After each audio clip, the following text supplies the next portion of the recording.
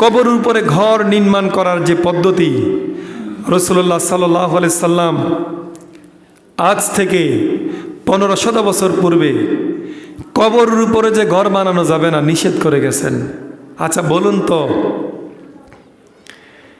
সাহাবাই কেরাম আপনার জান্নাতুল বাকি, জান্নাতুল মুআল্লা, যে সাহাবীদের ব্যাপারে রাসূলুল্লাহ সাল্লাল্লাহু আলাইহি সাল্লাম নাম ধরে ধরে বলেছেন যে জান্নাতি, ওমর জান্নাতি, ওসমান জান্নাতি, আলী জান্নাতি, হাসান হোসেন জান্নাতি, ফাতেমা জান্নাতি, খাদিজা জান্নাতি, এভাবে নাম বলে বলে আল্লাহ রসুল যে নাম মানুষগুলোর নাম বলে গেছেন, তাদের কবরের উপরে একটা ঘর কি আছে? সবাই বলেন আছে? একটা জান্নাতি মানুষের কবরের উপরে তো ঘর নাই। এখন গদ্দে বানাইতে নিষেধ করলো, এটাকে আমার কথা নয় তো। ইবনে মাজার 1280 নম্বর হাদিস, রাসূলুল্লাহ সাল্লাল্লাহু আলাইহি সাল্লাম আবু সাঈদ খুদরি রাদিয়াল্লাহু তাআলা আনহু বর্ণনা করছেন, নাহা রাসূলুল্লাহ সাল্লাল্লাহু আলাইহি সাল্লাম আইয়ুবনা আলাল কবর। রাসূলুল্লাহ সাল্লাল্লাহু আলাইহি সাল্লাম নিষেধ করেছেন কবরের উপরে কোনো ঘর বানানো যাবে না, কোনো ঘর বানানো যাবে না। এখন যেখানে আল্লাহ রসুলের জান্নাত প্রাপ্ত সাহাবীরা, উনাদের কবরের উপরে ঘর নাই, আল্লাহ রসুলের সাহাবীর কবরের উপরে ঘর নাই, বাংলাদেশে তথাকথিত আল্লাহর ওলিদের কবর উপরে, মানে আপনার কবরের উপরে ঘর বানানো লাগবে? ফাইজলাম এগুলা। রসুলের সাহাবীদের কবরের উপরে ঘর নাই, যাদের ব্যাপারে জান্নাতের সার্টিফিকেট রয়েছে, কবরের উপরে জান্নাতুল মুআল্লা, জান্নাতুল বাকি, যেখানে কবর দিলে জান্নাতের নিশ্চয়তা রয়েছে, যে মানুষগুলো জান্নাতি ওদের কবরের চিহ্ন খুঁজে পাওয়া যায় না। আর বাংলাদেশে নামাজ পড়ে না, রোজা রাখে না, শরীয়ত মানে না, মারা গেলে লাল ছালো দিয়ে একবারে কবরে উঁচু কইরা উপরে ঘর টর বানাইয়া আল্লাহর ওলি ঘোষণা দিয়ে উরুস আর মাজার বানাইয়া চলছে রমরমা ব্যবসা। আছে না নাই?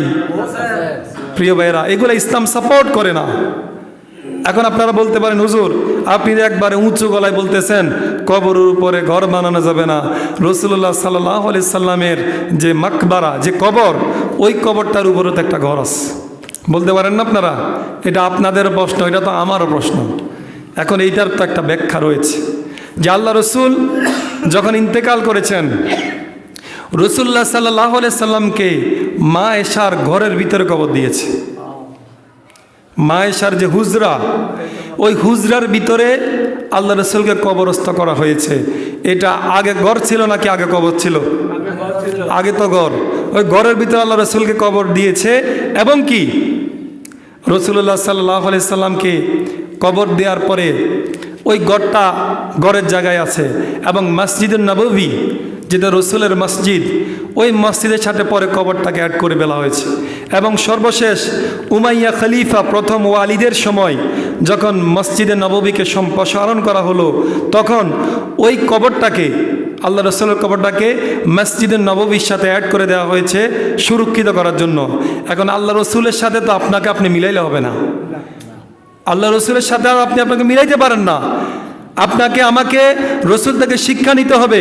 কিন্তু রসুলের কোনো সাহাবীর কবরের উপরে যেহেতু কোনো মাজার নাই, কোনো আপনার ঘর নাই, বোঝা গেল আমরা এই বাংলাদেশে যেখানে যেখানে আমরা যাদেরকে কবর দেই, এই কবরগুলোর উপরও কোনো ধরনের মাজার কিংবা কোনো ধরনের আপনার ঘর তৈরি করার হুকুম রাসূলুল্লাহ সাল্লাল্লাহু আলাইহি সাল্লাম দেন নাই। কথা বলুন ঠিক কিনা? আমাদেরকে এই বিষয়গুলো ক্লিয়ার রাখতে হবে।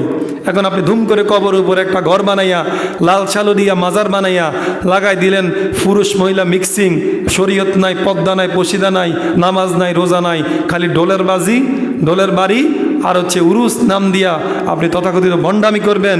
এই বন্ডামি বাংলাদেশ চলবে না। কথা বলেন ঠিক কিনা? প্রিয় ভাইরা আমার, আমাদেরকে এই বিষয়গুলো বুঝতে হবে। কবরের উপরে তথাকথিত কোন আল্লাহর ওলির কবর উপরে, আল্লাহর ওলির নাম দিয়ে যাদের কবর দেওয়া হয়, ওদের উপরে কোনো ঘর বানানোর কোনো সুযোগ নাই। প্রিয় ভাইয়ের আমার, আরেকটা বিষয়, কবরের আযাব, এটা যে সত্য, এ বিষয়ে কোনো সন্দেহ আছে? সবাই বলেন আছে? কোনো সন্দেহ নাই। রাসূলুল্লাহ সাল্লাল্লাহু আলাইহি সাল্লাম নিজে কবরের আযাব থেকে আল্লাহ রাব্বুল আলামিনের কাছে পানা চাইতো। আচ্ছা, রসুলের কি কোনো গুনাহ আছে? কথা বলেন। রসুলের গুনাহ আছে, এই কথা বললে ইমানে তো চলে যাবে।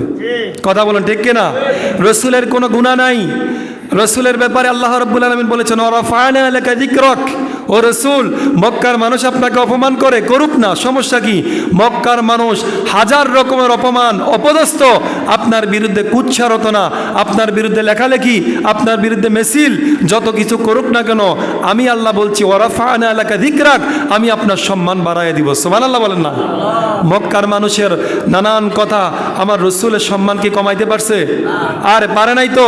যখন মক্কাতে রাসূলুল্লাহ সাল্লাল্লাহু আলাইহি সাল্লামকে দেখা করার কোনো মানুষকে দেখা করার সুযোগ দিত না, তখন মক্কার বিভিন্ন দেশের মানুষ যখন মক্কাতে আপনার বিজনেস করতে আসতো, ব্যবসা করতে আসতো, তখন মক্কার আশেপাশে রসুলের বিরোধীরা বলতো, এই মোহাম্মদ নামে এক পাগল আছে, মোহাম্মদ নামে এক জাদুকর আছে, তার কাছে তোমরা যাইও না। কোনো সময় অপপ্রচারটাই প্রচার হয়ে যায়, কথা বলেন ঠিক কিনা? এই যে রসুলের নামে অপপ্রচার শুরু করলো, তখন বিভিন্ন দেশের মানুষ বললো মোহাম্মদটা কে? মোহাম্মদকে উনাকে খুঁজে বের করা দরকার। যে মোহাম্মদের নামে পাগল বলতেছে, আমরা তো তাকে জিজ্ঞেস করি নাই, মোহাম্মদ তো আমরা চিনিয়ে না, ওরা আমাদেরকে উইলিংলি আইসা বলতেছে মোহাম্মদ পাগল, জাদুকর, নাউজুবিল্লাহ কর না।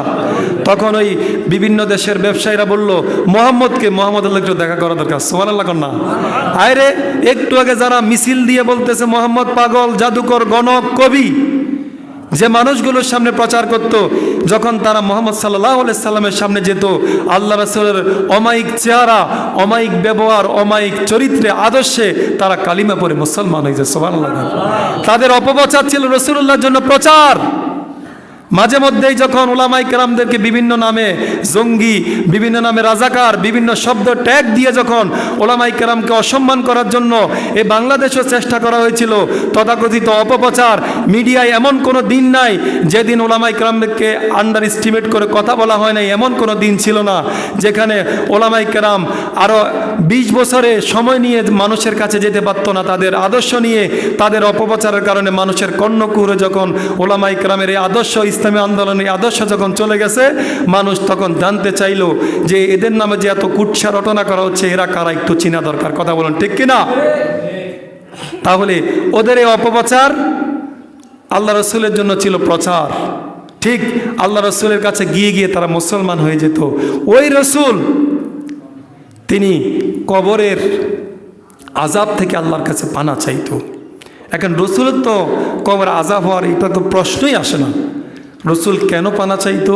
শুধু এই উম্মতকে শিক্ষা দেওয়ার জন্য, উম্মতি মুহাম্মাদিকে শিক্ষা দেওয়ার জন্য, উম্মতি মুহাম্মাদিকে কবরের আযাব থেকে পানা চাওয়ার জন্য, মাপ চাওয়ার জন্য, আদর্শ মানে আপনার শিক্ষা দেওয়ার জন্য আল্লাহ রসুল কবরের আযাব থেকে মাপ চাইতো। উম্মু খালিদ রাদিয়াল্লাহু তাআলা আনহু বলছেন, রাসূলুল্লাহ সাল্লাল্লাহু আলাইহি সাল্লাম বলেন, ইস্তাঈযু বিল্লাহ আযাবিল কবর, তোমরা কবরের আযাব থেকে আল্লাহর কাছে পানা চাও। কবর আযাব কি? ফাইন্না আযাবাল কবরি হক, কবরের আযাব হচ্ছে সত্য। তোমরা কবরের আযাব থেকে আল্লাহর কাছে পানা চাইতেই হবে। যদি পানা না চাও, কারণ নিজের ব্যক্তিগত আমল দিয়ে, আল্লাহর নবীরা ছাড়া ব্যক্তিগত আমল দিয়ে কোনো ব্যক্তি পার পাইতে পারবে এরকম কোনো গ্যারান্টি আমি আপনি দিতে পারবো না।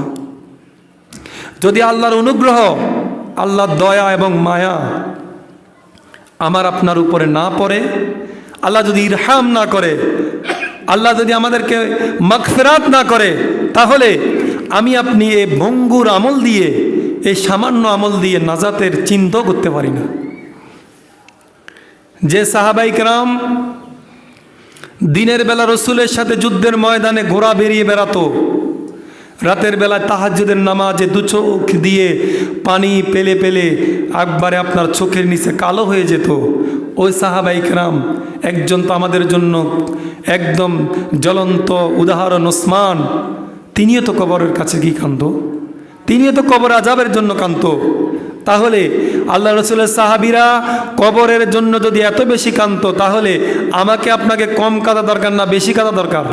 কথা কন না, কম না বেশি? প্রিয় ভাইরা আমার, প্রত্যেকে আল্লাহুম্মা ইন্নী আউযু বিকা মিনাল কবর, ও আল্লাহ আমাদেরকে কবরের আযাব থেকে, কবরের ভয়ঙ্কর পরিস্থিতি থেকে, কবরের এই কঠিন পরিস্থিতি থেকে হেফাজত করুন। সকলে বলে আমিন, সকলে বলেন আমিন। আল্লাহ যদি আমাদেরকে রহম করে কবর থেকে যদি হেফাজত না করে, আমার আপনার পক্ষে এই কবর থেকে রেহাই পাওয়ার কোনো সুযোগ নাই। কোনো সুযোগ নাই। আল্লাহ সুবহানাহু ওয়া তাআলা আমাদের প্রত্যেককে এই কবর থেকে হেফাজত করে, সকলে বলে আমিন। প্রিয় ভাইয়ের আমার, মসজিদ হচ্ছে ইবাদতের জায়গা। কোনো কবর কি ইবাদতের জায়গা হতে পারে? সবাই বলুন না একটু। আল্লাহ রাব্বুল আলামিন মসজিদকে বানিয়েছেন, এটা হচ্ছে ইবাদতের স্থান। আর কবর এটা কোনো ইবাদতের স্থান নয়। এখন বাঙালি এমন কারবার আমরা শুরু করছি, আল্লাহ বলছে মসজিদে এসে ডাক আমারে, মসজিদে এসে নামাজ পড়ে আমার কাছে দোয়া করো, ইবাদত করো, চাও। আমরা মসজিদটা রাইখা কবরের কাছে গিয়ে আমরা চাই। কবরের কাছে একজন শুয়ে আছে, তার কাছে আমরা চাই। অথচ এই মানুষগুলো আবার নামাজও পড়ে, এই মানুষগুলো রমজানের রোজাও রাখে। যদি আপনার আকীদা, যদি বিশ্বাস ঠিক না থাকে, আপনি 1000 বছর নামাজ পড়েও, রোজা করেও, হজ করেও এক আনা মূল্য আল্লাহর কাছে নাই। প্রিয় ভাইরা আমার, ইবাদতের স্থান তো কখনো কবর হতে পারে না। ইবাদতের স্থান হচ্ছে মসজিদ। এই কবরের কাছে গিয়ে কেন ইবাদতের স্থান নয়? কারণ এই কবরের কাছে গেলে যদি আপনি বেশি আবেগ দেখান, আপনি বিদআত করবেন। আপনি বেশি আবেগ দেখাইতে গেলে আপনি শিরিক করবেন। এটা তো আমার কথা নয়, রসুলের নিষেধ যে কবরের কাছে কি কিছু চাওয়া যাবে না, কোনো কিছু মানত করা যাবে না। মানত করতে হবে কার নামে? কার নামে? মানত করতে হবে আল্লাহর নামে। আপনি কইলেন যে আমি উমুক পীরের দরবারে গিয়ে একটা মানত করছি, 2 রাকাত নামাজও পড়ে আসি। এই যে কথাটা বলে ফেললেন, শব্দগুলা ছোট, কথাটাও ছোট, কিন্তু এক জীবনে আপনার যত ইবাদত আছে সব শেষ। শিরিক করলে শিরিকের আগে আপনি যত ইবাদত করছেন সব মাটি, সব কিছু বাদ হয়ে যাবে। আপনার কোনো আমল আর কাউন্ট হবে না। আবার কি নতুন করে ঈমান আনার আগ পর্যন্ত। এখন প্রিয় ভাইয়ের আমার, মাজারে মান্নত করবেন নাকি মান্নত আল্লাহর জন্য হবে? যদি আপনি মাজারে মান্নত করেন, হইতে পারে আপনার সন্তান হবে, আপনার সন্তান হইতে পারে, আল্লাহর নিয়মে সন্তান হবে। আমাকে মাজারে সন্তান দিতে পারে না, আমাকে কোনো ব্যক্তি সন্তান দিতে পারে না, আমাকে কোনো কবরে সন্তান দিতে পারে না। সন্তান দেওয়ার মালিক কে? সন্তান দেওয়ার মালিক হচ্ছে আল্লাহ। এখন যদি আপনি মাজারের কাছে গিয়ে বলেন, বাবা আপনার দরবারে এসে 1 লক্ষ টাকা দিলাম, আমার সন্তান লাগবে, এই বাবা কি সন্তান বানায়? এটা কি রেডিমেড জিনিস? এটা কি রেডিমেড জিনিস? আরে ভাই, যদি এই কনসেপ্টগুলো ক্লিয়ার না করেন, তাহলে কখনো আল্লাহর কাছে আপনার কোনো ইবাদত কবুল হবে না। এই যে আমরা সেজদা দেই, সেজদা পাওয়ার মালিক কে? কে? সেজদা পাওয়ার মালিক হচ্ছে আল্লাহ। কিন্তু আমরা গিয়ে এই দাড়ি পাকনাওয়ালা মানুষগুলো, খুবই কষ্ট লাগে, কি বুঝ তাদের, এই কবরের কাছে গিয়ে মাথাটা ঠেকায় দেয়। এখন আপনি যদি তাদের কাছে বলেন, ভাই আপনি তো একজন ভালো মুসলমান মনে হচ্ছে, আপনার পাকা দাড়ি, আপনি হয়তো নামাজে পড়েন, আপনি যে কবরে সেজদা দিলেন, আমরা তো সেজদা দেই নাই, এটা হচ্ছে তাজিমি সেজদা। হোয়াট ইজ তাজিমি সেজদা? তাজিমি সেজদা কি? এবার সেজদা হচ্ছে তাজিমি হোক, তাজিমির বাহির হোক, সেজদা হচ্ছে সেজদাই। তা হবে কার জন্য? আল্লাহর ব্যতীত পৃথিবীর কোনো মানুষের জন্য সম্মান দেখিয়ে সেজদা দেওয়ার কোনো সুযোগ আছে নাকি? কোনো সুযোগ নাই। এখন আপনি গিয়ে ওখানে মাথা ঠেকায় দিবেন, এটা আপনার জীবন, এক জীবনে যত আমল করবেন সব আমল বরবাদ হয়ে যাবে।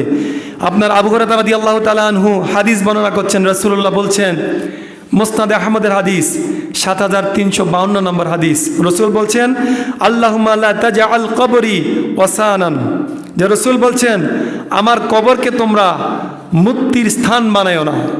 মূর্তির স্থান মানে যেখানে ইবাদত করা হয়, যেখানে ওই মূর্তির প্রশংসা করা হয়, উপাসনা করা হয়। রসুল বলছেন আমার কবরটাকে তোমরা মূর্তির জায়গা বানাইও না।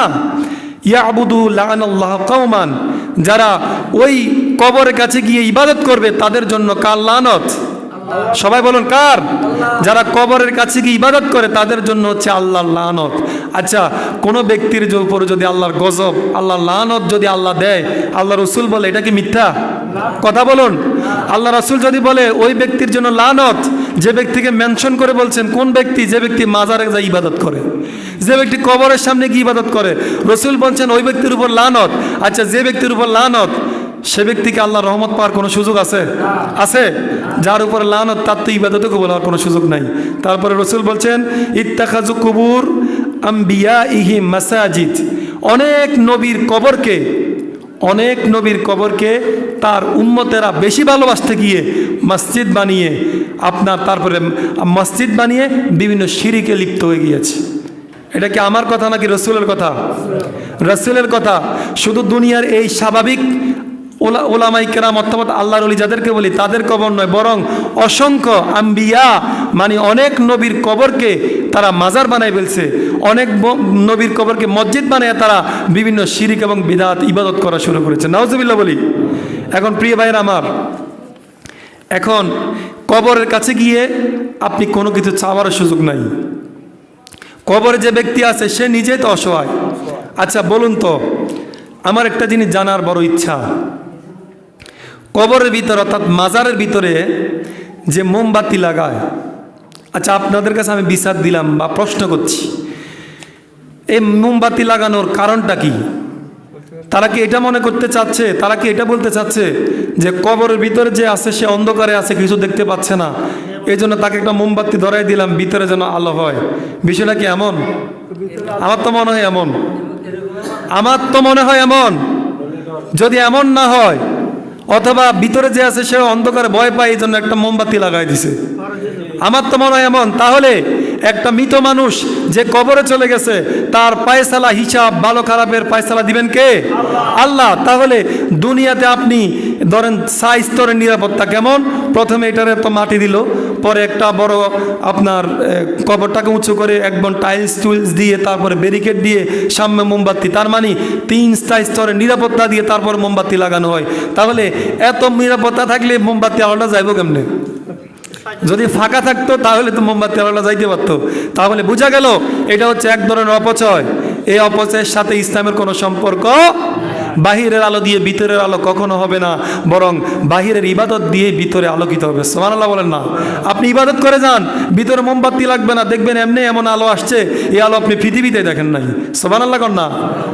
আমি তো ওই দিন বললাম না, একবারে পূর্ণিমা চাঁদ যেভাবে উঠলে রাত না দিন বোঝা যায় না, একজন ইমানদারের কবর তো ঠিক তেমনই হবে, সেখানে মোমবাতির প্রয়োজন হবে। প্রিয় ভাইরা, আরেকটা বিষয়, আমাদের দেশে দেখবেন, আমি আগে এটা দেখতাম না, ইদানিং কিছু দেখা যায়, রেজভি একটা দরবার আছে আমাদের কুমিল্লা, জানেন নি? ওই রেজভি দরবারে ওরা কি করে, মানুষ মারা গেলে মানুষটার কবর রাখার আগে আজান দেয়, একামত দেয়। তো এখানে কি এটা রাখার পর এটা ভিতরে কি নামাজ দেবো নাকি? এক ধরনের ভণ্ডামি। মানুষ মারা গেলে কবরে রাখার আগে ডোলো পিটে, হ্যাঁ, তারপরে হচ্ছে আজান দেয়, ইকামাত দেয়। আমরা তো জানি আজান ইকামাত তো নামাজের কাজ, এটা তো নামাজের সময় ইউজ করা হয়। এই আজান ইকামাত তো মানুষ মারা গেলে কবরের ভিতরে দেওয়ার জন্য নয়। আমাদের এই বাংলাদেশে এমন দরবার আছে, তারা মনে করে তাদের নির্দিষ্ট কিছু সহিফা আছে, ওই সহিফাগুলো কবরের ভিতরে রেখে দিলে যার কবরে রাখবে তার কবরে আযাব হবে না। নাউজুবিল্লাহ কর না? এই মতাদর্শের হুলহুলি আকিদা, ভ্রান্ত আকিদা, এই আকিদা তারা চর্চা করে। তারপরে আপনার কবরে একজন মানুষকে রাখার পরে আরেক গ্রুপ আছে, ওরা কি করে, কবর চকি, অর্থাৎ কবরের লোকের কবরের পাশে বসি 1 কদম 2 কদম 10 কদম খতম লাগানো শুরু করে। আচ্ছা বলুন তো, যে মারা গেছে তার জন্য আমরা দোয়া করি, সে একজন মুসলিম, আল্লাহ তাকে ক্ষমা করুক, জান্নাতবাসী করুক। বলেন তো, একটা মরা মানুষের জন্য কোরআন আল্লাহ নাজিল করছে নাকি জীবন্ত মানুষ কোরআন থেকে ইবাদত করার জন্য কোরআন নাজিল হয়েছে? কোরআন তো নাজিল হয়েছে জীবন্ত মানুষের জন্য। এই কোরআন থেকে শিক্ষা নিয়ে, আদর্শ নিয়ে, কোরআন থেকে ইলম নিয়ে আমল করে সে জান্নাতি হবে। কোরআন তো আসছে জন্য। এখন এই যে কবর চকি দেয়, কবরের ভিতরে লাশ আছে, আপনি মনে করছেন কি কবর চকি দিলে জান্নাতি হয়ে যাবে? এত সহজ? সারা জীবন ইসলামী আন্দোলন আল্লাহর কোরআনের বিরোধিতা করেছে, নামাজ পড়ে নাই, রোজা করে নাই, হজ করে নাই, যাকাত করে নাই, আর মারা গেলে কবরের পাশে কবর চকি দিয়ে 10 কদম কোরআন পড়লে কি জান্নাতি হয়ে যাবে? জান্নাত কি মগের মূল্য? ফাইজলামের একটা সীমা থাকা লাগে। এই ফাইজলামি করে জান্নাত পাওয়া যাবে না। আরেকটা সিজদার বিষয়ে বলে শেষ করে দিচ্ছি। বলুন তো, আমাদের এই বাংলাদেশে যত মাজার আছে, যেখানে শাহজালাল রহমতুল্লাহের মাজারে সেজদা চলে, সে জায়গা আমার মনে হয় কোনো মাজারে সেজদা বাকি আছে বলে আমার জানা নাই, দুই একটা থাকতে পারে ইল্লা মাশাল্লাহ। যেখানে শাহজালাল রহমতুল্লাহ আলাই বলেন তো, তিনি যে বাংলাদেশে সেই ইয়ামান থেকে আরব দেশ থেকে বাংলাদেশে এসেছে, সে কি শিরিক বাস্তবায়নের জন্য এসেছে নাকি শিরিক উৎখাটনের জন্য এসেছে?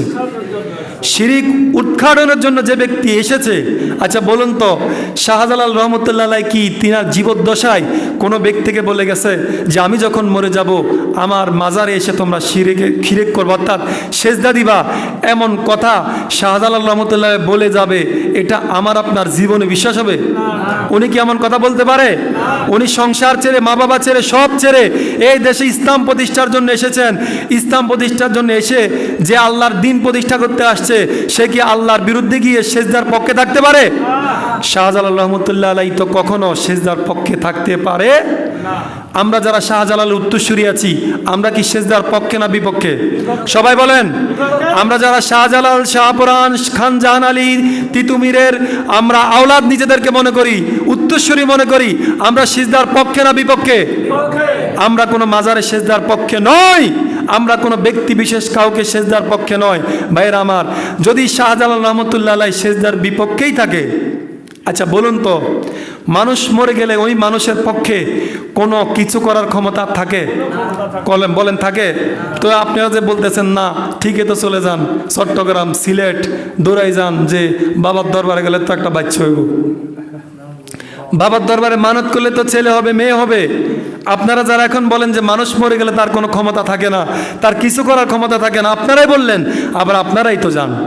প্রিয় ভাইয়ের আমার, একবার দিবালোকের স্পষ্ট, কোনো মানুষ যদি মারা যায়, দুনিয়া থেকে চলে যায়, ওই মানুষ কবরে যাওয়ার পরে তার পক্ষে তার দ্বারা পৃথিবীর কোনো মানুষকে উপকার করার আর কোনো সুযোগ নাই।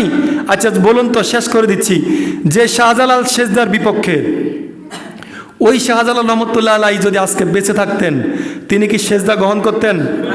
তিনি কি সেজদা গ্রহণ করতেন নাকি ওনার হাতে যে লাঠিটা থাকতো, যে সেজদা দিতে যেত তাকে লাঠি দিয়ে তার দুনিয়া থেকে বিদায় করে দিত? কথা বলেন ঠিক কিনা? প্রিয় ভাইরা আমার, যে শাহজালাল বেঁচে থাকতে, দুনিয়া থাকতে সেজদার বিপক্ষে ছিলেন, মৃত্যুর পরে কি তিনি সেজদার পক্ষে নাকি?